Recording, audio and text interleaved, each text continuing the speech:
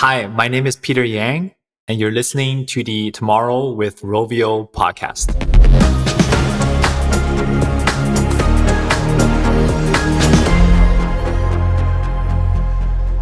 Hi, everyone, and welcome to another episode of the Tomorrow with Rovio podcast. I'm your host, Ben Mattis. My guest this week is Peter Yang, who is a senior product manager at Reddit, focusing on their Talk application. If you've ever used chat room or any other sort of social audio experience, you've used something in the field that Peter is working in. But what made me want to talk to him today in particular was that throughout his entire career at places such as Twitch and at Reddit, etc., he's always built products that put community and creators at the heart. And the lessons that he's learned in that career, he shares very generously on Twitter, in a book he's written, on his blog, in a newsletter that he sends, as well as online courses that he teaches. So it felt like a great opportunity to pick his brains and try and sort of distill some of the lessons and the learnings that he's developed over a career of making these community-focused and creator-focused products and bring it to all of you through this podcast. So hopefully you enjoy. If you like what you hear today, please follow Peter. You can find him on Twitter. You can find his blog on Substack. He's got a lot of really interesting insights worthy of your time and your attention. And without further ado, let's jump in.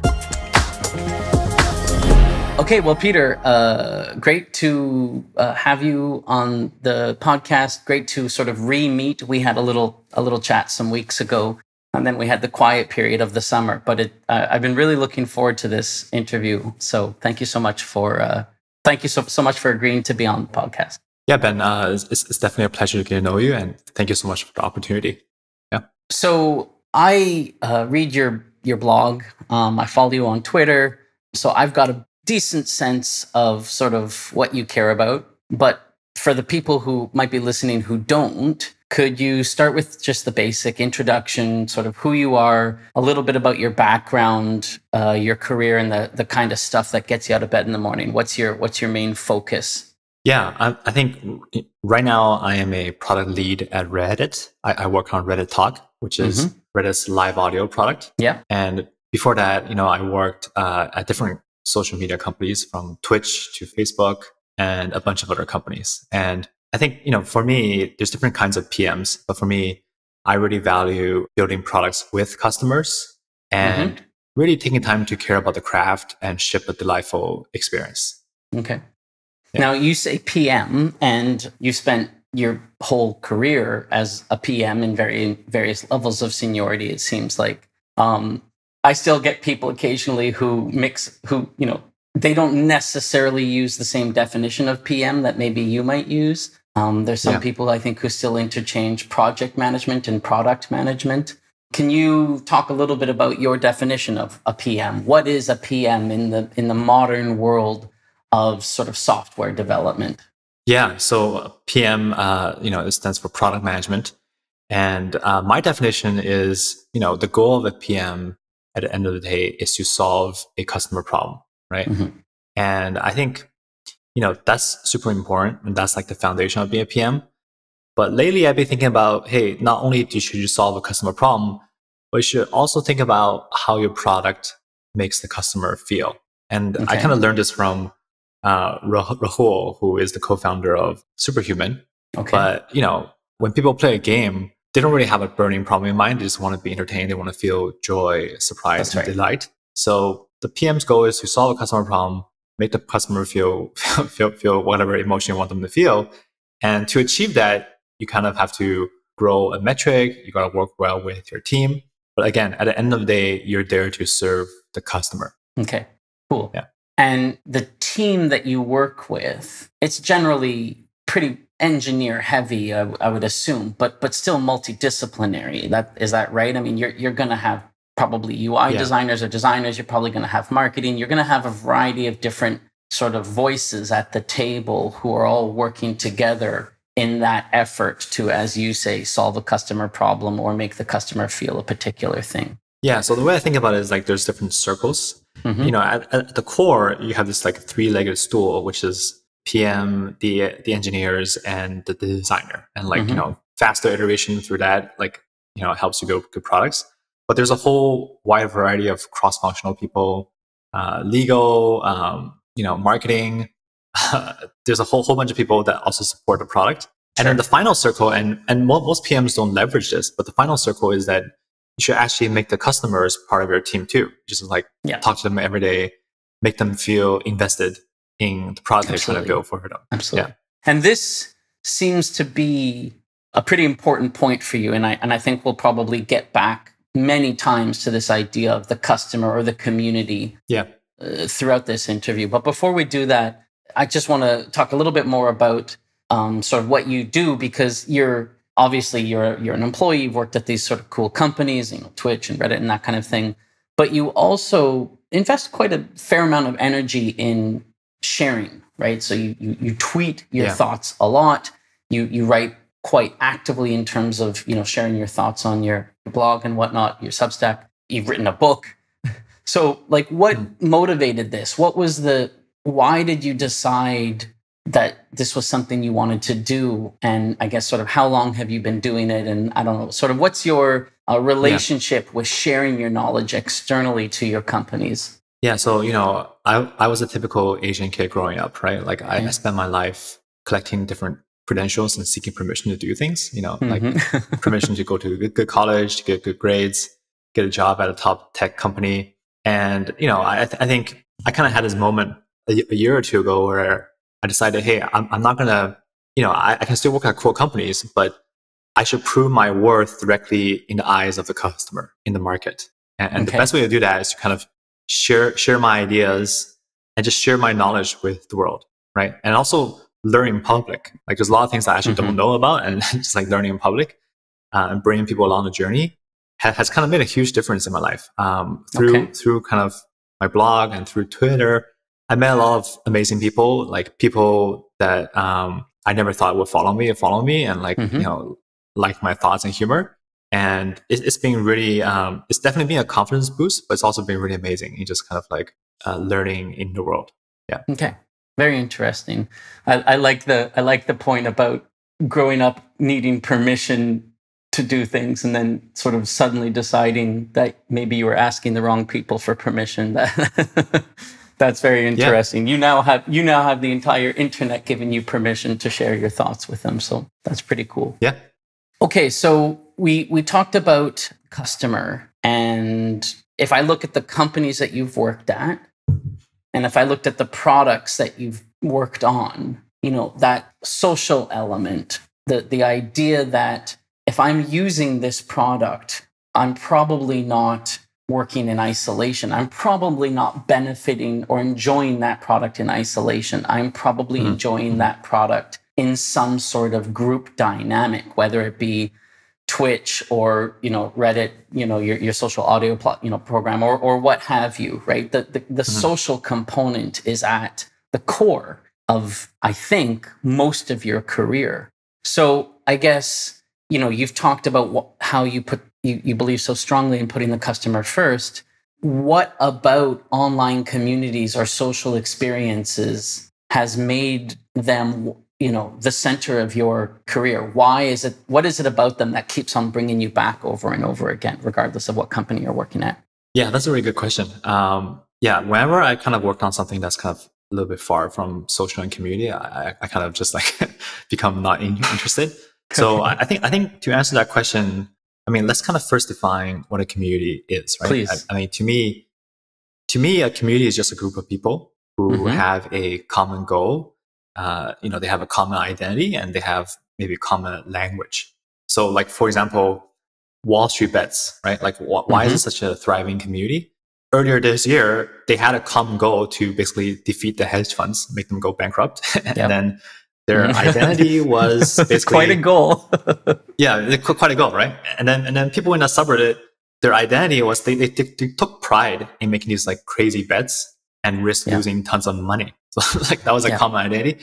And obviously they have a common language around diamond hands, 10Ds and so on, right? Yeah, stocks. Yeah.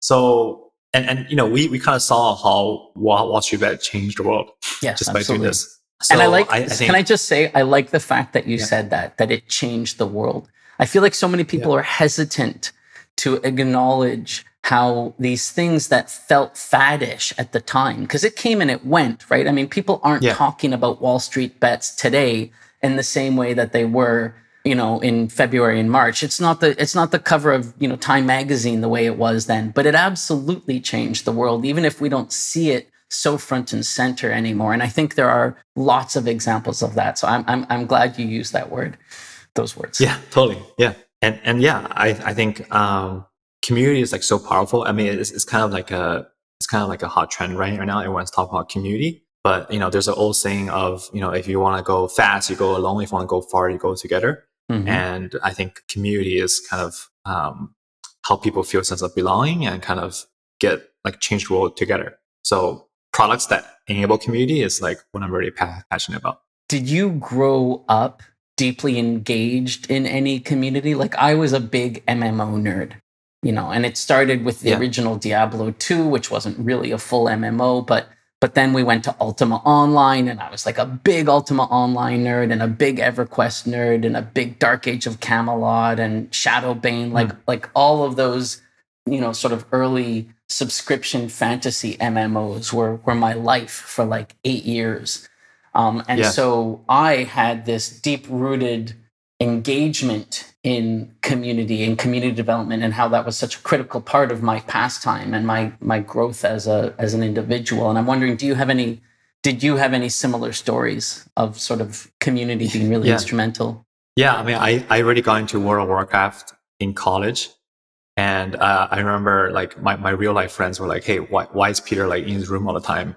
Like, it's like 2 a.m. Like, why is there like weird sounds coming out of his room? That's right. And I mean, right? And the reality is, I mean, I had friends in real life, but I also have my guild in World of Warcraft, and like I was like, fighting dragons and stuff with That's them. Right. So yeah, I mean, I think that game, like all MMOs were like way ahead of their time. Like people talk about the metaverse now, like basically, it kind of existed in these games. Yeah. And proto metaverses, absolutely. Yeah. So that was probably the beginning, I think. And didn't do a favor on my grades, but it was definitely a good experience. Yeah.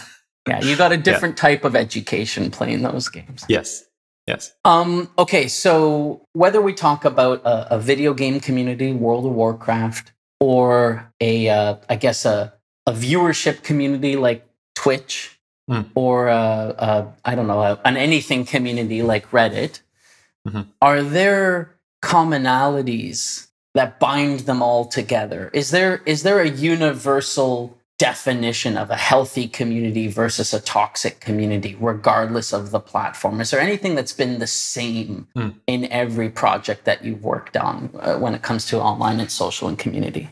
Yeah, that's a good question. I think I go back to the framework of, great communities, thriving communities usually have a common goal, identity, and language. Okay. And I think when it comes to toxic communities, I mean, the goal could be toxic, right? Like the goal could be like, hey, let's all form a community and go after this public figure or creator.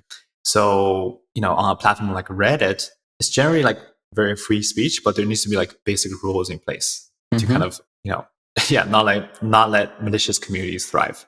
And I mean, I think the other thing I'll say is that you can also measure what is a thriving community based on metrics. You can measure it based on, how many how many daily active users it has, how many people actually engage in the community, they comment or they make posts, and then, what's the retention of the community. And you can also measure it based on like negative metrics, like how many user reports the community gets and so on. But I think, at larger companies, PMs and product builders tend to over-index on metrics. Yeah. You kind of have to balance the metrics with just like a qualitative assessment of like what is going on in the community. Okay. So like the qual piece, as I become more experienced as a PM, I tend to care more about the qualitative piece than the metrics, just because it actually reflects what is going on. So I mean, I totally hear what you're saying, and my instinct is the same. And yet my whole career, I have struggled with ways to communicate the health of a community that was outside of qualitative, right? Like if I point to a post and I say, look, this guy really likes what we're doing, our community's doing great, of course, it's super easy to tear that apart and say, okay, but what about the 1,000 other posts? Like, what were they saying? Were they all saying, whatever, this game sucks or this project sucks or whatever? Of course, the nice thing about qualitative is that theoretically it's sort of more representative of the total truth. So do you have a technique for sort of communicating both? Like, obviously communicating metrics is like easy, assuming you're collecting the right metrics. Do you have a technique for somehow sharing your feeling, your finger on the pulse of whether or not sorry, I said qualitative earlier, I meant quantitative, but from a qual point of view, like whether or not something is healthy, whether or not something is going well? Yeah. I mean, my strategy is there's kind of like, it's kind of like a range. It's not like qual versus quant. So my strategy is to, if I'm trying to convince somebody that this community is going well, overwhelm them with like the quotes from the actual customers, right? Like speaking the voice of the customer. And then eventually, hopefully that will lead to like the more quant stuff. But there's also like a middle ground. Like, for example, you can take a survey, like for a Reddit talk, we take a survey of the host of the room after each talk. Yeah. And then you can present like a middle ground metric where it's like, okay, 4 out of 5 people who hosted want to host again. Or like you have some sort of NPS metric. It's kind of like a middle ground between the qual and quant. Yeah. Oh, interesting. And you just had a guest on a day or so ago, right? That kind of broke some records for you, didn't you? On Reddit Talk. Am I getting that right? Yeah. We worked with Netflix and we invited Mary Elizabeth Weinstein to a talk in movies, and we were able to reach like 12,000 concurrent listeners. Wow. Which, as far as I know, is like one of the highest numbers that I've seen on any platform. That's great. Yeah. Congratulations. Yeah, thank you. Yeah. So the reason why I ask in this particular question is because when you have a community that is contained inside of a platform, like say Reddit, then theoretically Reddit, whether it be the moderator of the platform or a product manager of the platform, they're able to extract both qualitative and quantitative analysis about the health of that community. Obviously, the moderator is probably going to be a little bit more on the qualitative side of things. Like if you asked a moderator, how healthy is your community, they would probably use pull quotes and say, look, it's super healthy. Most of our comments are like this and a minority are like this. And if you ask a PM, they might be a little bit more on the side of, 32% of our users last at least 7 days and that kind of thing. So a little bit more, analytical and that kind of thing. But whatever the subject is, let's take, Among Us. So let's take, whatever. I'm playing a game right now on my phone. I've been playing it for a while. Marvel Strike Force, right? So Marvel Strike Force, the Reddit thread, I'm part of the Reddit community for Marvel Strike Force, but I also am part of the Facebook community for Marvel Strike Force. And I'm also part of a Discord community for Marvel Strike Force with my group, my clan. So my Marvel Strike Force community transcends 3 different platforms, right? And I'm not deeply engaged on all of them, but it is larger than any specific platform. So when you think about community, do you think about a community specific to a platform?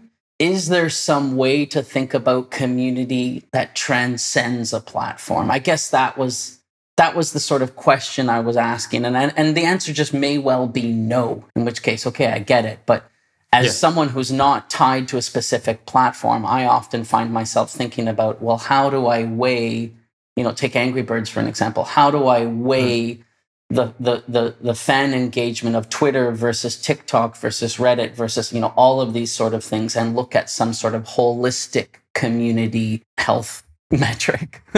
Yeah. I'm not too sure about metrics, but I think, if you think about it, let's take Marvel Strike Force. I think in the beginning, who you're talking to matters less than just the topic. Like, just want to talk about the game or like which characters to use.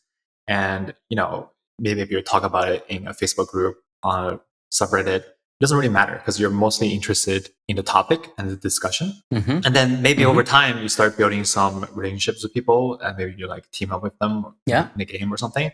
And then I think that's when the person actually becomes more important and the connection becomes more important. So, and at that point, you can just like connect with that person, on some messaging app, or like you can kind of build your own community from these different communities that you're kind of talking about a topic with. I'm not sure if that makes sense. It's kind of like an evolution from focusing on the topic to the person. Yeah. Yes. No, absolutely. It absolutely does. And I think it's very interesting that probably, let me say this slightly differently and see if you agree with it.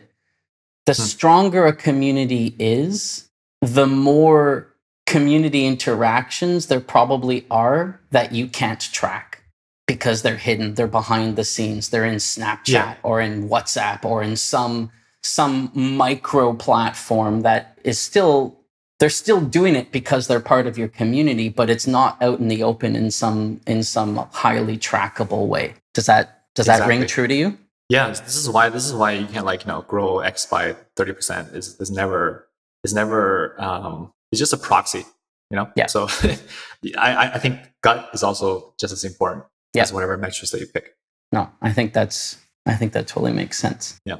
So you've written obviously on your Substack, your blog, community development and sort of keeping community close and talking to the community or the customers very frequently throughout the product development lifecycle seems to be, like I said, a major theme for you. It seems to me like, it's hard to find a PM who would say anything other than, put the customer first. Like if a PM is saying, I don't put the customer first, you might almost kind of wonder, like, maybe you're not like the typical definition of a PM. Maybe you're a, I don't know, technical PM or something but maybe you're not a standard PM. Yeah. But I feel like you see things even maybe a step further than that typical PMs put the customer first. And again, you write a ton of blogs and a book about it and that kind of thing.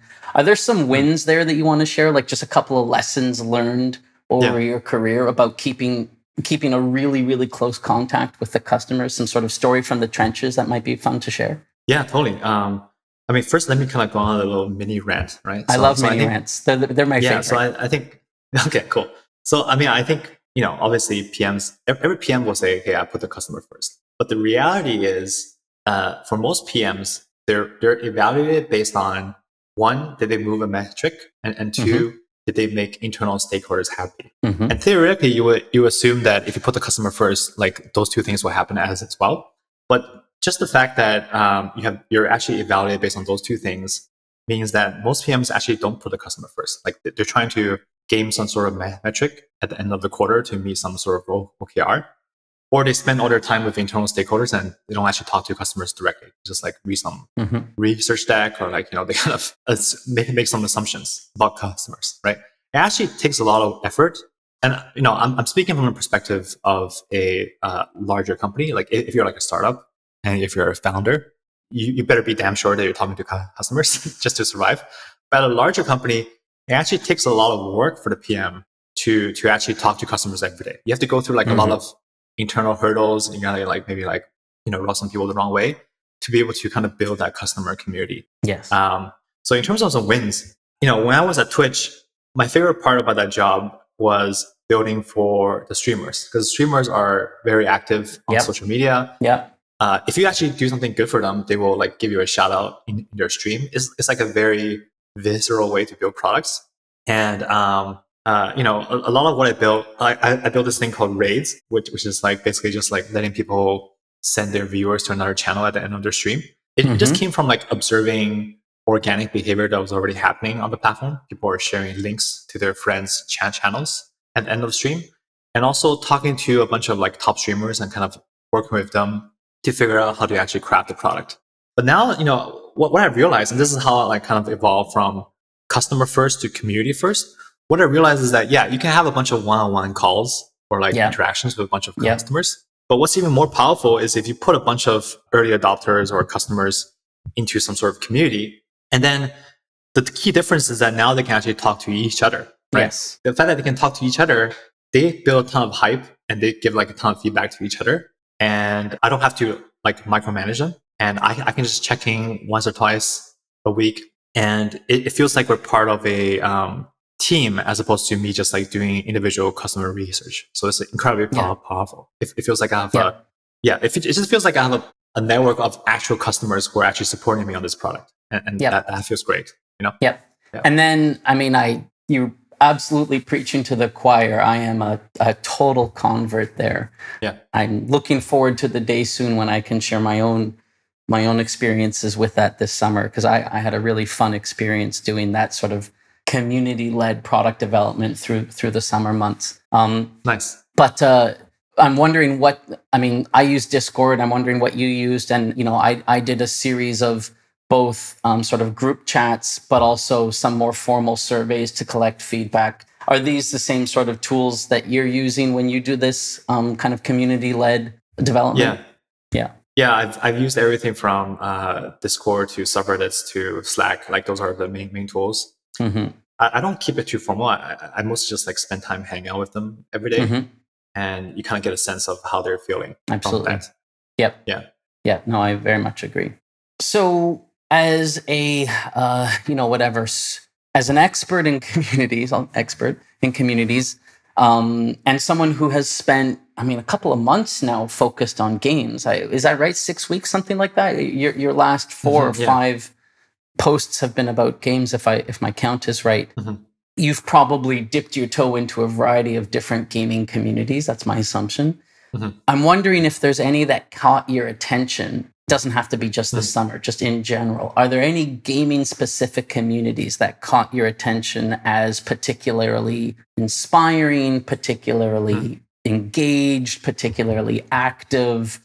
Yeah, I would just love to hear you talk a little bit about, where you think gaming communities, some examples of interesting gaming communities. Yeah, totally. I think I'll give you 2 examples. So when I was working at Twitch, GTA Online, Grand Theft Auto Online was one of the more popular games, right? Sure.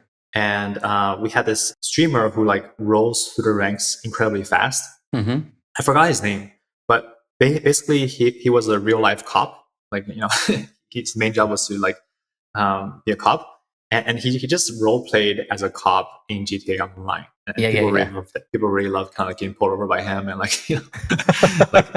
so used all the right terminology and it felt authentic. Exactly. So it felt like really authentic. So like he grew his audience incredibly fast, and like and that was kind of like a kind of eureka moment to me that like wow, like people can actually take their real profession into this kind of virtual world, right? Interesting.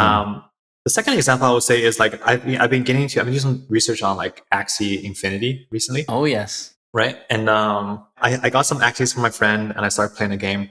And it kind of just feels like I'm very early. Kind of just feels like a card kind of game where like you can like battle other Axies.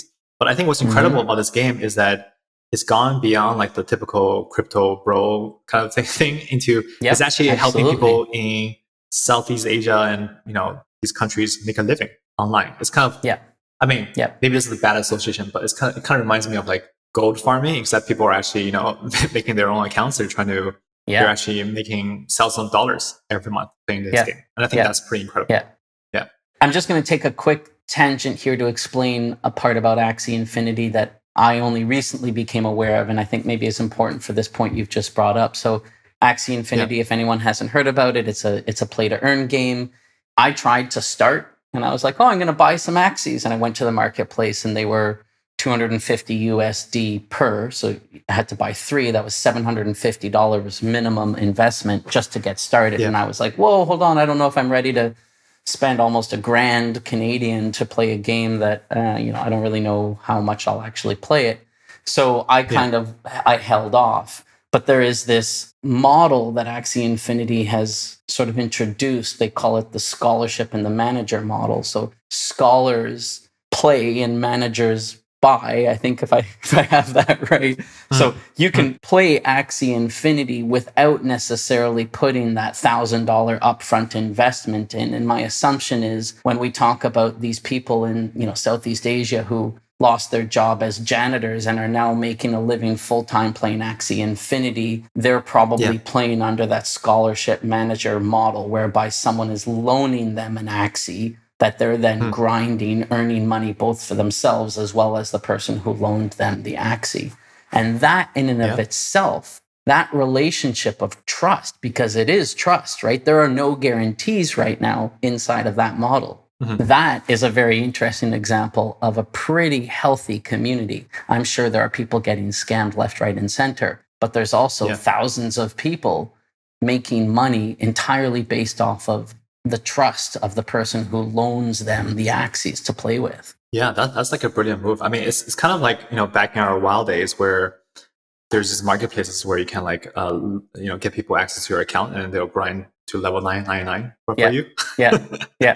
But in this case, in this case, it's probably even a higher level of trust, because I think once you give the access out, they don't really have to give it back, right? So and the person who owns the axes, who's accruing the currency, doesn't have to give it to the person who does the play, right? That's all off platform, right? So it's like, okay, we agreed on 50%. Yeah, I'll give you the 50%. You could just keep it, right? So there's a huge amount of trust there as well. Yeah, it's very interesting. And it's funny that World of Warcraft and gold farming comes up again. It's amazing how often in these conversations, when I'm talking about sort of where gaming is going and the kind of future of entertainment, it's amazing how often the conversations go back to the past. But, gold farming in World of Warcraft or early MMOs or that kind of thing as being so fundamental in terms of teaching the players of today how to think about this stuff, but also that there has to be a better way, which in so many ways is the birth of, crypto and NFTs and play to earn and that kind of thing. Like, there's a lot of people. I had a great interview with Pierce Kicks, and he got his start, gold farming, right? He did? So it's really, absolutely. When he was 12 years old, he was running a gold farming setup. So it's pretty interesting how often gold farming is at the heart of these conversations. Yeah, it keeps going back. Yeah.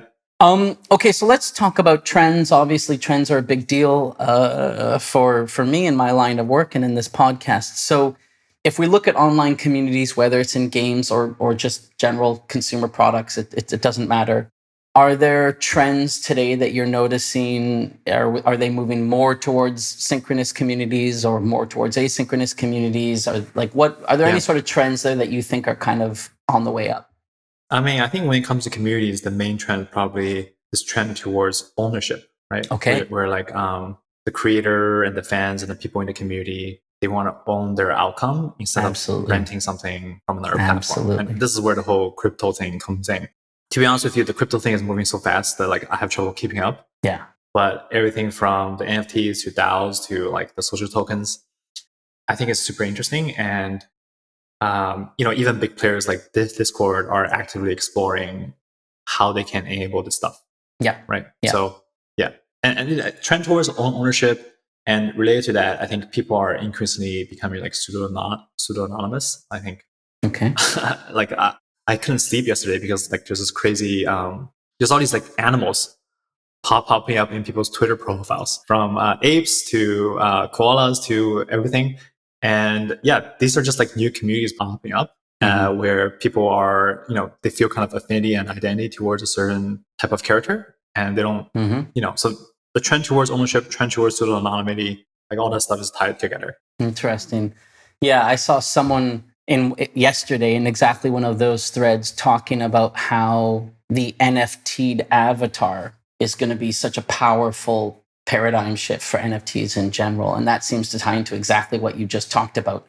There's the digital ownership angle of things. And then also there's the, pseudo-anonymity or sort of avatar side of things. And when those two things come together, there seems to be a huge amount of opportunity there as well.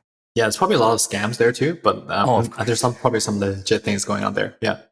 Can you talk just very briefly about Creator Token? I mean, you mentioned it. I don't think I've done a deep dive with anyone on this podcast yet about Creator Tokens. I know that Pierce Kicks mentioned it very, very briefly.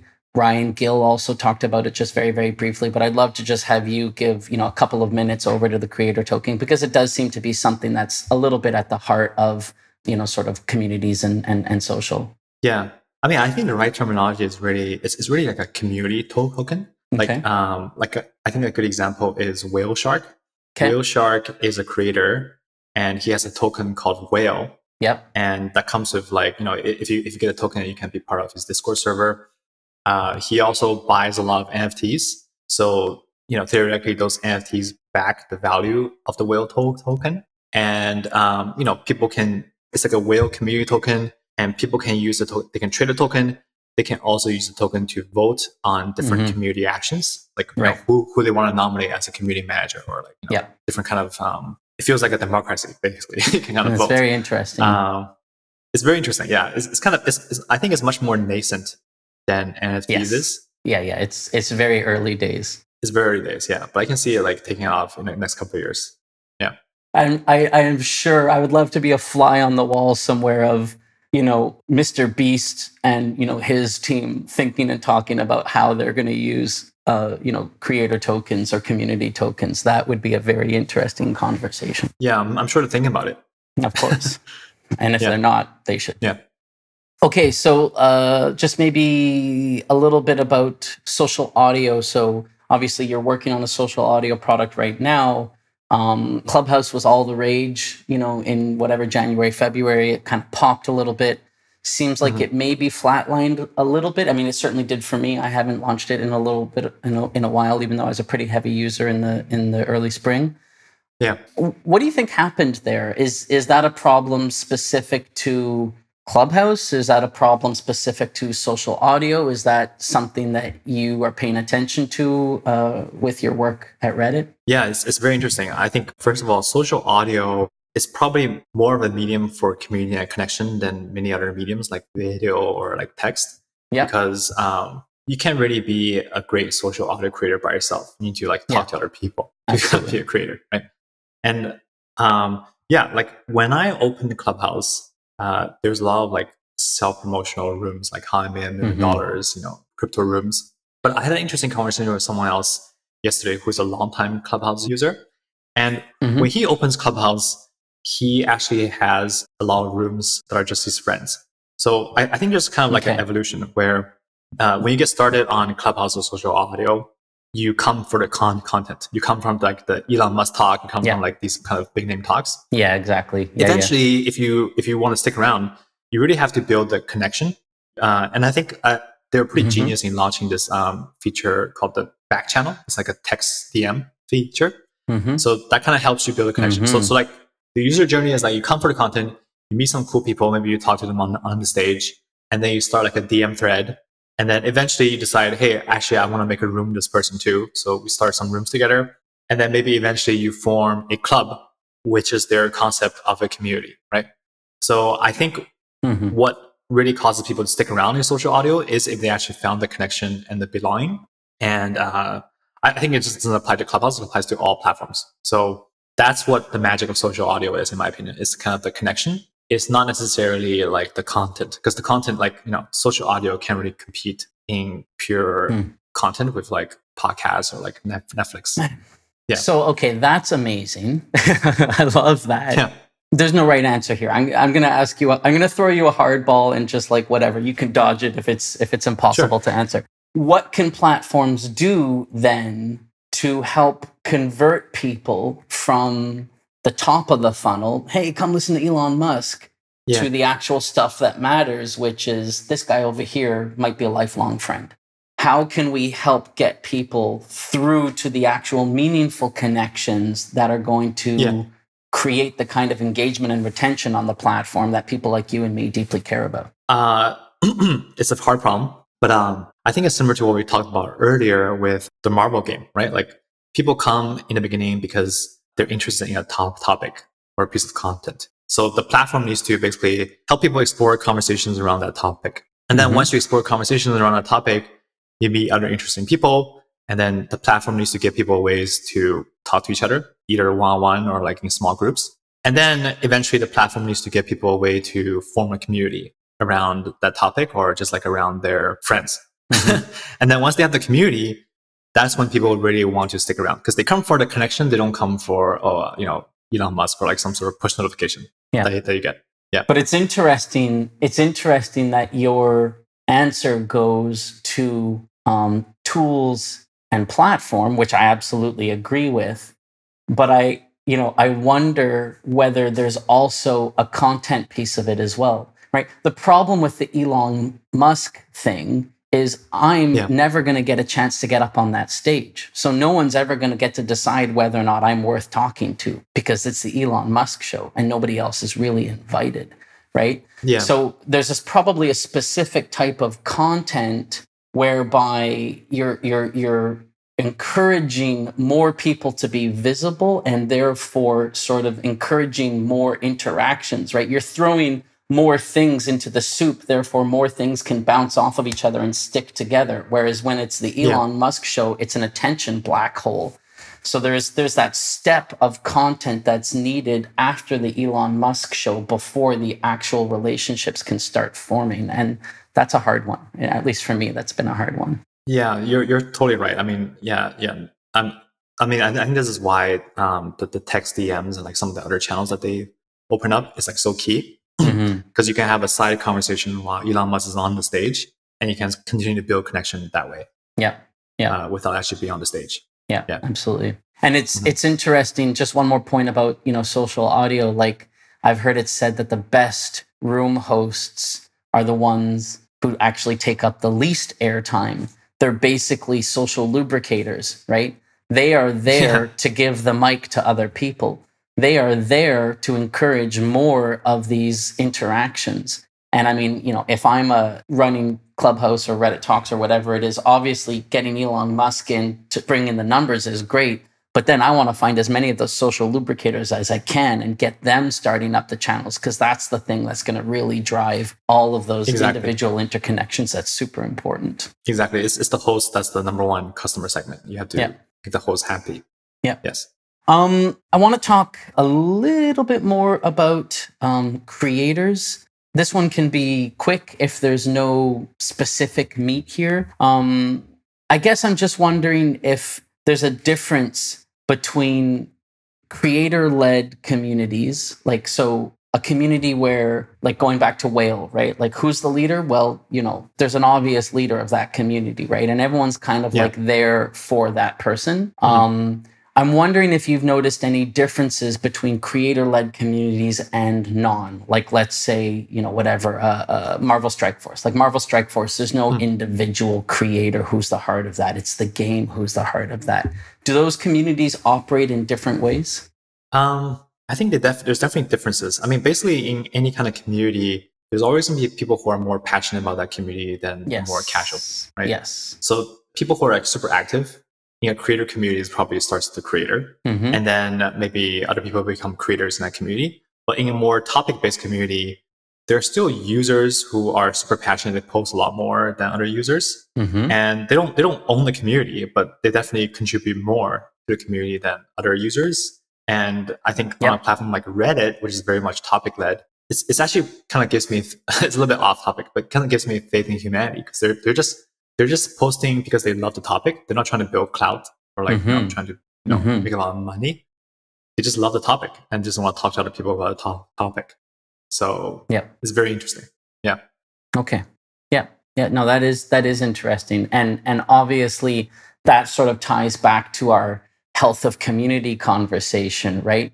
If you have a lot of people posting about a topic with no sort of direct incentivization, they don't have a stake in the creator token or whatever it is. They just engage with it because they love it. That's probably a pretty good sign of a healthy community. Yeah, I think that's amazing. Yeah. So now, I guess let's just talk about community dev for games. Like, so, we make a game and we want to have a community. And so we have a community dev, and the community dev, whatever, owns the Discord, or maybe owns the moderators on the Discord, or, whatever. And I would say there have been some examples recently of really kick-ass community devs. I can't remember his handle, but the community dev of Fall Guys was outstanding. I mean, he was just amazing. He blew up all over Twitter. Everyone was just like, oh my God, this guy's a superstar.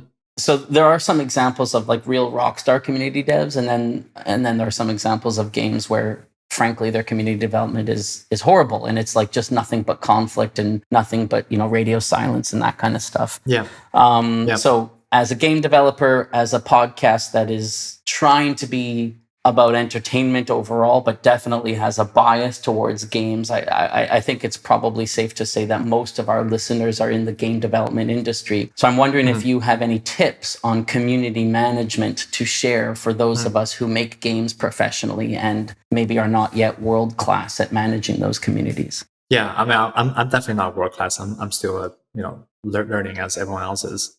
I mean, I think my tips are be authentic and be vulnerable, and just kind of like share a lot more than you're used to sharing.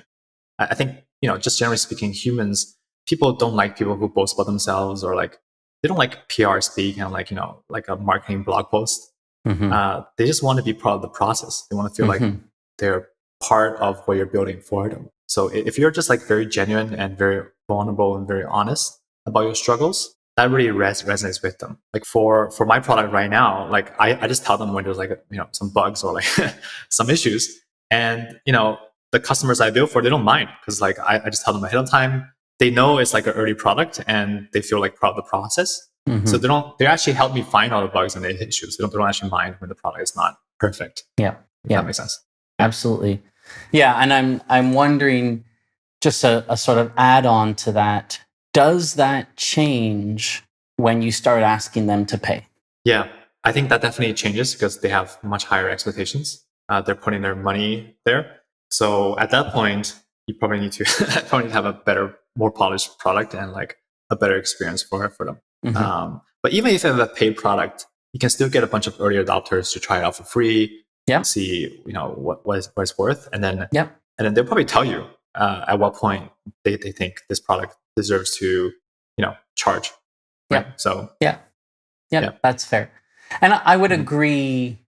I would agree with vulnerability and, whenever possible, oversharing. And I think even with a paid product, I think that's probably okay, because I think they want to still, with modern, whatever, games as a service or games as a platform or whatever, any sort of modern, live software, I think it is a process, right? It's not like it's shipped and then we're done and we move on to another product. They know that this is going to be something that evolves over time.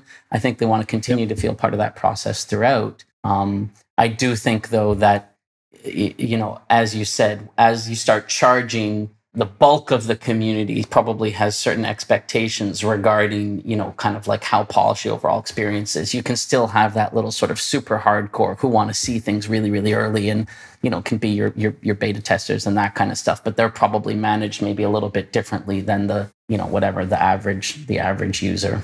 Yeah, I totally agree. Yeah. Okay, you said the M word. We have to do it. It wouldn't be a Tomorrow with Rovio podcast if we didn't touch upon the metaverse, because it quite literally seems to be something that comes up in every single episode that I do. So my question here was, how do communities of today become the metaverse of tomorrow? Do you have any predictions of specific technologies that need to either be invented or massively adopted in order to get us from here to there? That's a really good question. Yeah. I think my perspective is like, you and I are talking over, Zoom or the software.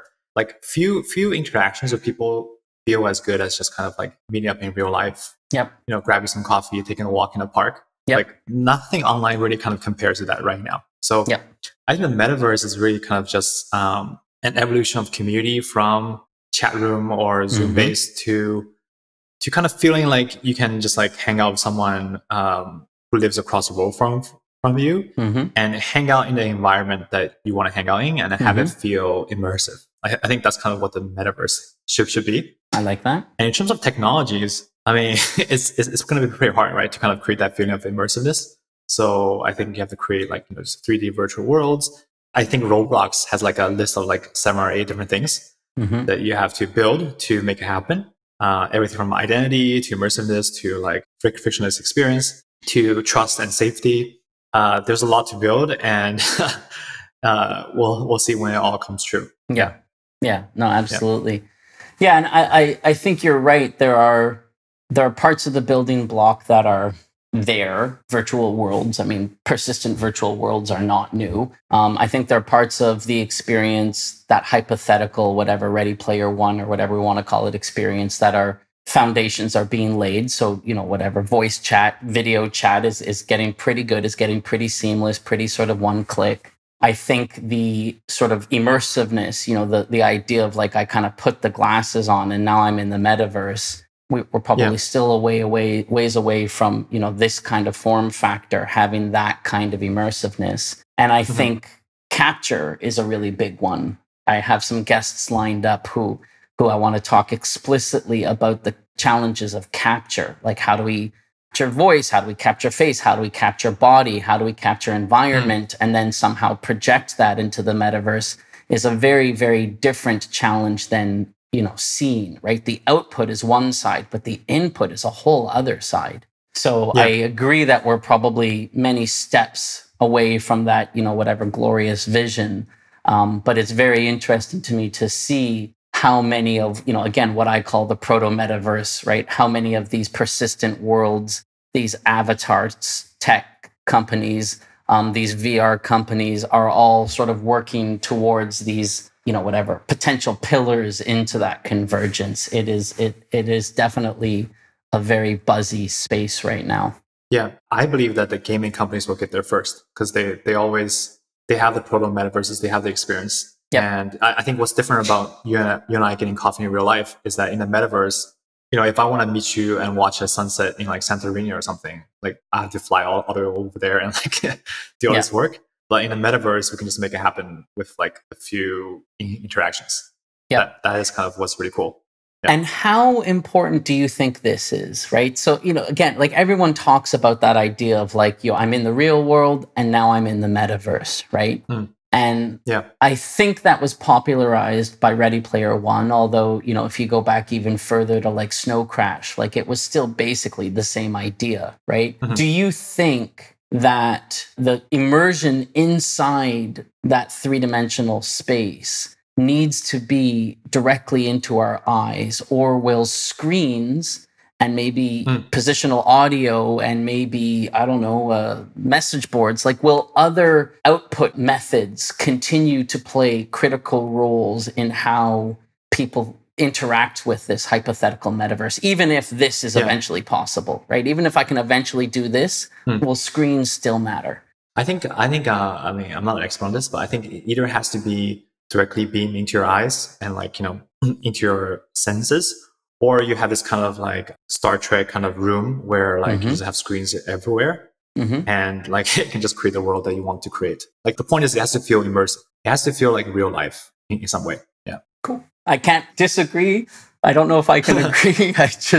Everyone has their own sort of vision of it. And it's really interesting to see all of the different lenses on this buzziest of buzzwords. But, maybe Mark Zuckerberg will be right. And soon we'll be talking about Facebook, the metaverse company. Yeah, I think this one will actually last more than a few months because like, it's kind of far away. So you can't just like hype it for a few months and then like, move on to the next thing. No, there's a big commitment there. By saying Facebook is now a metaverse company, he really went all in on that one. So be very interesting to see how those chips fall. That's the end of my questions. Listen, was there anything else that you thought this would be a good opportunity to talk about? I mean, any other topics that are sort of close to your heart that you want to rally on a little bit? Yeah, I think my main thesis and the point I want to emphasize is like, when you're building a product or a company, make your customers part of the journey and build a community with them. And all of a sudden, you not only have your product team, you not only have your investors, but you have your customers actually wanting to see you succeed. And that is like a very powerful thing. So, yeah. Mic drop. Cool. Peter, thank you so much for your time. This has been a great conversation. I wish you and the team at Reddit all the luck. Reddit's got a lot of exciting things going on right now. So I can't wait to see what 2022 brings all of you. And I will anxiously await whatever you publish next. I love the way you write and I love the way your brain works. So thanks for sharing it with me today. Thanks so much, Ben. Yeah, it was a pleasure. All right. Talk to you soon. All right. And that's the end of another episode of the Tomorrow with Rovio podcast. My guest today was Peter Yang, Senior Product Lead at Reddit. And as always, I am your host, Ben Mattis. If you enjoyed this conversation with Peter today, please don't hesitate to check out his blog where you can get some really fascinating deeper dives on a lot of the themes we covered today, as well as many more. You can find his blog at creatoreconomy.so. Once again, that's creatoreconomy.so. And if you enjoyed this interview today, please don't hesitate to reach out and let me know. I love hearing from all of you about which guests you enjoyed the most, which themes you enjoyed the most, who you think we should be talking to in the future. Your feedback is very precious, very valuable, and much appreciated. Regardless, have a wonderful evening, have a wonderful morning. Thank you so much for tuning in and listening, and we'll be back in 2 more weeks with another episode.